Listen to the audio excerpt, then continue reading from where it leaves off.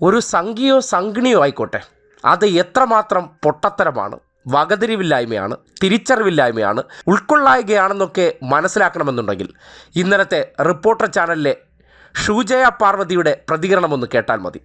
ആ പ്രതികരണം കേൾക്കുമ്പോൾ ഇതിനേക്കാൾ നല്ല അന്തസ്സുള്ള പരിപാടി നേരെ RSSൻ്റെ ഓഫീസിൽ പോയി സവർക്കറിസം നടത്തുന്നതാണ്.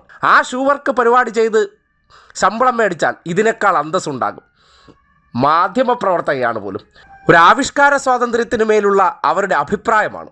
അതായത് ദ റിയൽ കേരള സ്റ്റോറിയും കാശ്മീരി ഫയൽസ് എല്ലാം ഈ നാട്ടിൽ ടെലികാസ്റ്റ് ചെയ്ത സന്ദർഭത്തിൽ അതിൽ വളഞ്ഞിരുന്ന് കൈയടിച്ച ടീം ഒരു മതവിഭാഗത്തെ കോൺട്രൈസ് ചെയ്തുകൊണ്ട് പ്രമേയങ്ങൾ പുറത്തു വരുമ്പോൾ അത് കണ്ട് ആനന്ദിച്ചവർ കേവലം ഒരു എൻ്റർടൈൻമെൻറ്റ് സിനിമയിൽ വന്ന ഒരു ഭാഗത്തെ മുൻനിർത്തി കേരളത്തിലെ സംഘപരിവാർ നടത്തുന്ന കുരുപൊട്ടലിനെ അനുകൂലിച്ച് പറഞ്ഞ വാചകങ്ങളും അതിനെ അരുൺകുമാർ ഖണ്ഡിക്കാൻ ശ്രമിക്കുമ്പോൾ അതിനോട് തിരിച്ച് പ്രതികരിക്കുന്ന രീതിയും കേൾക്കുമ്പോൾ ഒരു സംഗിണിയായിട്ട് ജനിച്ചാൽ പുട്ടിയിട്ട് നടക്കുന്നതിനപ്പുറം എത്ര വിവരക്കേട് ചിന്തയാണ്, എത്ര വിഷമാണ്.